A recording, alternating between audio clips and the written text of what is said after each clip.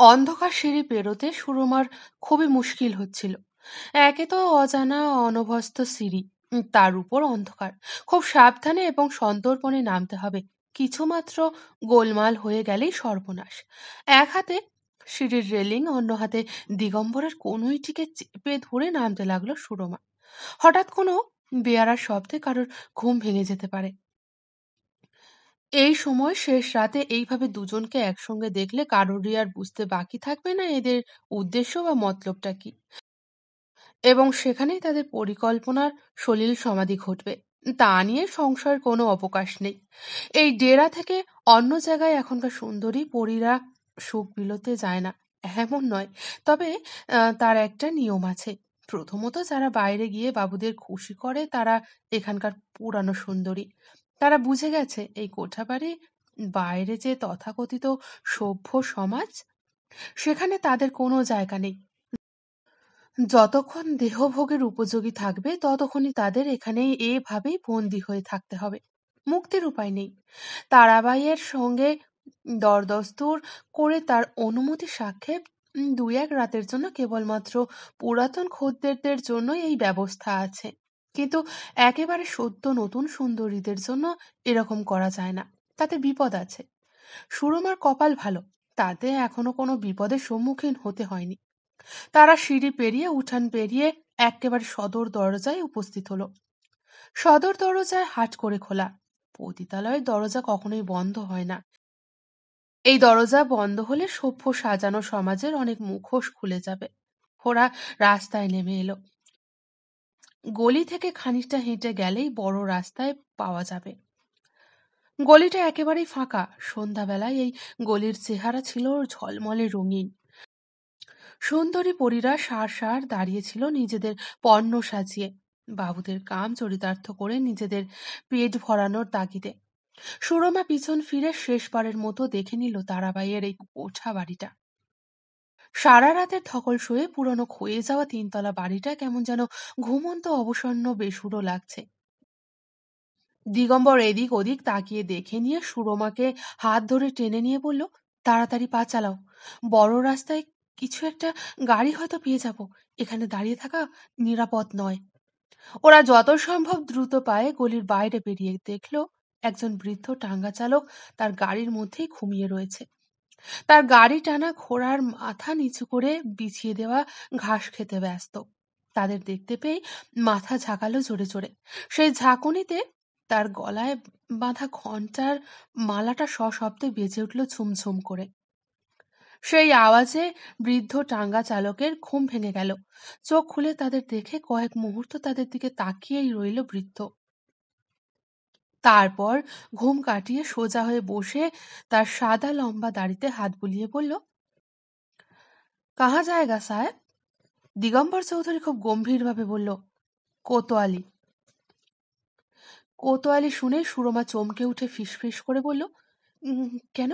কোতোয়ালি কেন? টাঙ্গা চালক বৃদ্ধ সম্ভবত অবাক হয়েই ভাবছিল, এই শেষ রাতে কোনো বিদঘুটে ঝামেলায় জড়িয়ে যাবে না তো? ততক্ষণে দিগম্বর চৌধুরী সুরমাকে নিয়ে টাঙ্গার পিছন দিকের বসার জায়গায় বসে পড়ে বললেন, চালিয়ে জি।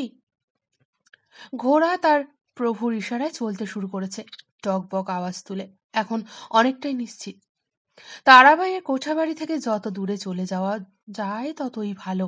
কোতোয়ালি পৌঁছে গেলে সবটা না হলেও খানিকটা নিরাপদ হয়ে যাবে। সুরমার ধারণা নেই এইসব বায়েজিদের হাতে অনেক পোষা গন্ডা থাকে। বায়েজি এত সহজে তাদের ছেড়ে দেবার পাত্র নয়। সে বদলা নিতে চাইবেই চাইবে। দিগম্বর জানে এটা বেনারস, তার এলাকার হুগলির বৈদ্যবাটিতে এটা নয়। সেখানে না যাওয়া পর্যন্ত একেবারেই নিশ্চিত হওয়ার প্রশ্নই নেই। দিগম্বর জানে এই বেনারসে তাদের পক্ষে কিছুতেই থাকা সম্ভব নয়। পালিয়ে যাওয়াও দুষ্কর, কেননা বায়েজির গুন্ডারা তাদের খুব সহজে ট্রেনে বা অন্য কোনো উপায়ে পালাতে দেবে না। তাদের শকুনের নজর এড়িয়ে যাওয়া খুবই মুশকিল। সবচেয়ে বড় ভয় এই সুরমাকে নিয়ে। যেভাবেই হোক ওকে বাঁচানোই এখন দিগম্বরের একমাত্র লক্ষ্য। তাই একমাত্র উপায় কোতোয়ালির সাহায্য নেওয়া। যদিও তারা কতটা সাহায্য করবে সেটা নিয়ে সন্দেহ আছে, কেননা বায়েজির হাত অনেক লম্বা। থানায় যেতে বুকের পাঠা লাগে। কে যেন কথাটা বলেছিল, মনে না থাকলেও কথাটা যে সত্যি সেটা দিগম্বর বেশ বুঝতে পারে। তবু উপায়হীন অবস্থায় এই থানা পুলিশে অনেক সময় সুরাহা করে দেওয়ার কাজে একান্তই অপরিহার্য হয়ে ওঠে। থানা মানেই দারোগা পুলিশ, পুলিশ মানেই হম্বিতম্বি, কর্কশ জিজ্ঞাসাবাদ, আইন আদালত, ঝামেলার শেষ থাকে না। সেই কারণেই সাধারণ মানুষ পারতপক্ষে পুলিশের চক্করে পড়তে চায় না, এড়িয়ে যাওয়াই বুদ্ধিমানের কাজ বলে মনে করে। তবু মানুষ আতান্তরে পড়লে পুলিশের দ্বারস্থ না হয়ে পারে না।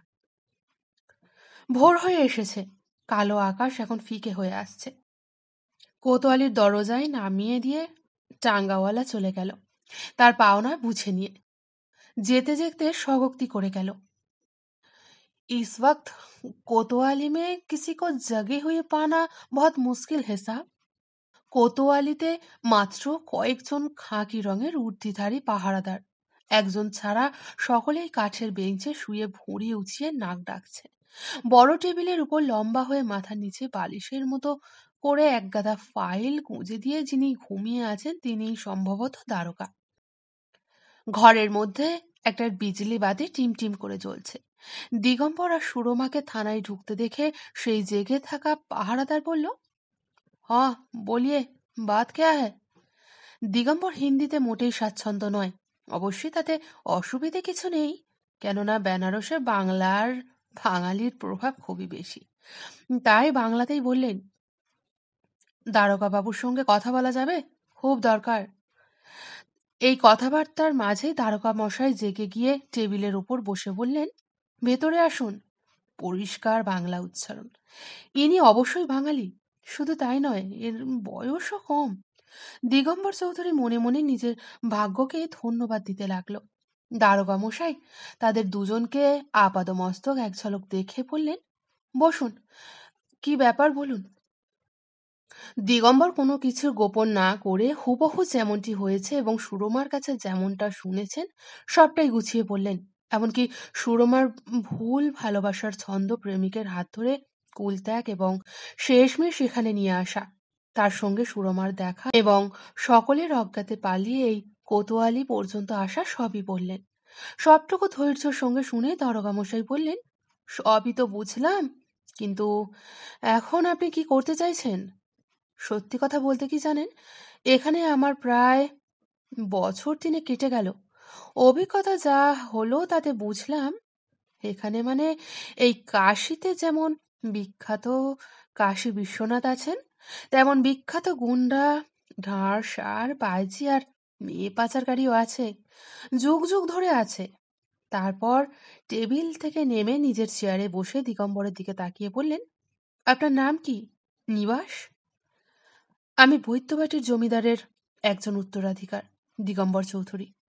খুব ভালো, বাহ। কি জানেন দিগম্বর চৌধুরী মশাই, আপনাদের মতো অনেক অনেক জমিদার বংশের উত্তরাধিকার এই কাশীর অলিতে গলিতে শত শত বাইজিকে উৎকোচ করে দিয়ে বাঁচিয়ে রেখেছেন, শুধুমাত্র সুরার কামনা মোদির পেয়ালায় নিজেদের ফুর্তি আর উৎকট গ্রাম প্রবৃত্তির চরিতার্থ করতে। অস্বীকার করতে পারেন কথা? এতক্ষণ আপনি যা কিছু আমার কাছে বললেন, এখন যদি আমি বলি সবটাই সাজানো গল্প। আসলে আপনি এই মেয়েটিকে ফুসলিয়ে বাড়ি থেকে নিয়ে এসেছেন আর এখন নিজের পক্ষে ঘটনা সামাল দেবার জন্য এই নাটক সাজিয়েছেন। ঠিক তখনই সুরমা জোরে চিৎকার করে বলে উঠল, না না না, কখনোই না, উনি একটা কথাও মিথ্যে বলেননি। দোষ যদি কারোর থাকে তা শুধু আমার। উনি আজ সন্ধ্যে থেকে এখন পর্যন্ত যা কিছু করেছেন তার সবটাই আমার জন্য, আমার কথা ভেবে। আমি বাঁচতে চেয়ে সাহায্য চেয়েছিলাম, উনি সেই চেষ্টাটুকুই করেছেন। উনি আমাকে কোনো অসম্মান করেনি, তাই বলছি, দয়া করে অকারণ অসম্মানজনক কথা বলবেন না। ওনার মধ্যে কুঅভিসন্ধি থাকলে উনি কোতোয়ালিতে আসতেনই না, আইনের সাহায্য চাইতেন না। দারোগা মশাই অবাক দৃষ্টিতে সুরমার দিকে নির্বাক হয়ে তাকিয়ে রইলেন কিছুক্ষণ, তারপর বললেন, বুঝলাম, বেশ, তাহলে আমাকে কি করতে হবে, মানে আমার কাছে আসার কারণটা কি? দিগম্বর শান্ত গলায় বললেন, আপনার সাহায্য চাই। আপনি নিশ্চয়ই বুঝতে পারছেন তারাবাই সহজে আমাদের, বিশেষ করে সুরমাকে ছেড়ে দেবে না। ও সুরমাকে ফিরিয়ে পেতে মরিয়া চেষ্টা চালাবে, গুন্ডাদের সাহায্য নেবে। আমি ওকে আমাদের বাড়ি নিয়ে যেতে চাই। আপনার সাহায্য ছাড়া এখান থেকে বেরিয়ে যাওয়া সম্ভব নয়। দয়া করে যদি। দারোগা রমেন রায় বললেন, দেখুন দিগম্বর বাবু, আপনি যত সহজে কথাটা বললেন ব্যাপারটা কিন্তু ততটা সহজ নয়। মনে রাখতে হবে, আমরা শুধু সরকারি কর্মচারী নই, আইনের রক্ষকও। আমাদের সব কাজের কৈফিয়ত দিতে হয় উপরতলায়। সবসময় নজরদারি চলছে। দিগম্বর আর সুরমা দুজন দুজনের দিকে তাকিয়ে বোঝার চেষ্টা করলো এই মুহূর্তে তাদের কি করা উচিত। সুরমাকে খুবই বিষণ্ণ আর ক্লান্ত লাগছে। তার সেই কাতর মুখের দিকে তাকিয়ে দিগম্বর বুকের মধ্যে একটা অদ্ভুত মোচড় দিয়ে উঠল। তার ৫৫ বছর জীবনে এই প্রথম একটি নারীর জন্য তার মনে এমন উচ্চাটন। এ এক আশ্চর্য অনুভূতি, যার স্পর্শে সুরমাকে অত্যন্ত আপন নিজস্ব মনে হচ্ছিল তার। এখন ওর জন্য জীবনপাত করতেও দ্বিধা নেই। দিগম্বর চৌধুরী দারোগা বাবুর উদ্দেশ্যে বললেন, তাহলে এখন আমাদের কি করা উচিত, যদি একটু বলে দেন। করা তো অনেক কিছুই যায়। আপনার সঙ্গের মেয়েটি একটা এফআইআর করতে পারেন। দুজনের নামেই করা যায়। প্রথমত, যে ওনাকে ওই জায়গায় নিয়ে গিয়েছিল তার বিরুদ্ধে অপহরণ মামলা। দ্বিতীয়ত, তারাবাই, যে ওনাকে জোর জবরদস্তি মানে ওনাকে আটক করে ভয় দেখিয়ে অসামাজিক কাজ করাতে বাধ্য করেছিল। এই এফআইআর এর ভিত্তিতে আমরা ওদের আটক করে জিজ্ঞাসাবাদ করতে পারি। আদালতের নির্দেশে ওনাকে নিরাপদে উনি যেখানে যেতে চান সেখানেই পাঠিয়ে দেওয়ার উপযুক্ত ব্যবস্থাও করতে পারি। মোদ্দা কথা হলো, সবই করতে পারি আপনাদের অভিযোগের ভিত্তিতে। নইলে বুঝতেই পারছেন আমাদের হাত পা বাঁধা। দিগম্বর আর সুরমা আবারও মুখ চাওয়াচাই করল, অসহায় চিন্তিত মুখ। দিগম্বর লক্ষ্য করলেন সুরমা খুব ধীরে ধীরে তার মাথা নাড়িয়ে অসম্মতি জানাচ্ছে। ব্যাপারটা বুঝতে পেরে দিগম্বর খুব নম্রভাবে দারোগা বাবুকে বললেন, দেখুন দারোগা বাবু, বলছিলাম কি, আমরা ভিনদেশী মানুষ, তার উপর এইসব ঝামেলার ব্যাপার আমরা আর সামাল দিয়ে উঠতে পারবো না। আমরা শুধু চাই নির্বিঘ্নে এখান থেকে বেরিয়ে যেতে। এইটুকু উপকার যদি করে দেন তাহলে অনেকটা করা হবে। চিরকৃতজ্ঞ থাকবো, চিরকৃতজ্ঞ থাকবো আপনার কাছে। শেষ কথাটা বলার সময় দিগম্বর চৌধুরী দুই হাত জোর করলেন। সেটা করতে হলেও আপনাদের একটা জিডি মানে সাধারণ ডায়েরি করতে হবে। তাহলে মহিলা সুরক্ষা আইন অনুযায়ী আমরা ওনাকে ট্রেনে তুলে দিতে পারি, যে দায়িত্ব যথাযথভাবে পালন করা হবে। তবে এখানেও একটা ব্যাপার আছে, ওই জিডির মাধ্যমে আমরা পুরো ব্যাপারটা তদন্তের মধ্যে রাখব। প্রয়োজনে আপনাদেরও ডাকা হবে। দিগম্বর বাবু, আপনাকেও ডাকা হবে রাজ সাক্ষী হিসেবে। রাজি তো? মদন দেওয়ালে হেলান দিয়ে পা ছড়িয়ে বসে বলল, বাপরে, সত্যি পুলিশে ছুলে 36.5 খা। কিন্তু উপায় নেই, পুলিশের চেয়ে বড় গুণটা কেউ নয় তো। তাহলে কি ওরা সেই বিপদ থেকে বেরোতে পারল? দ্বিজু নারায়ণ বিরক্ত হয়ে বললেন, একটা কথা আছে জানিস, আহাম্মকের লোকেদের সাথে বেশি কথা বলতে নেই। তুই শুধু আহাম্মক নয়, উজবুক একটা। মদন মাথা চুলকে মুখ কাচুমাচু করে বলল, কেন? আমি আবার কি করলাম? কি করলাম মানে? গল্পটা কে বলছে? তুমি। তাহলে তুই মাঝখানে খড়কে গুচ্ছিস কিসের জন্য শুনি? চুপচাপ বসে শুনে যা। বেশ বাবা, এই নাক কান মুলছি, আর একটা কথাও বলবো না। নাও, তুমি বলা শুরু করো দেখি।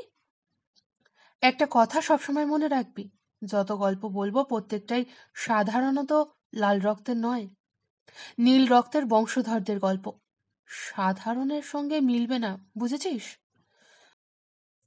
দিগম্বর চৌধুরী তার সিল্কের পাঞ্জাবির পকেটে হাত ঢুকিয়ে একটা ভেলভেটের বটুয়া বের করে দারোগা রমেন রায়ের টেবিলের উপর রেখে বললেন, অন্যভাবে নেবেন না, উৎকোচ নয়, এগুলো এনেছিলাম ফুর্তি করে ওড়াবো বলে। আশ্চর্য কাণ্ড দেখুন, সেই অর্থটা একটা বিশেষ রকমের ভালো কাজে ব্যবহার করছি বলে মনে হচ্ছে। অদ্ভুত ভালো লাগা কাজ করছে জানেন। জানি আমার বয়স বেড়েছে, আপনার মতো কালো চুল আর নেই।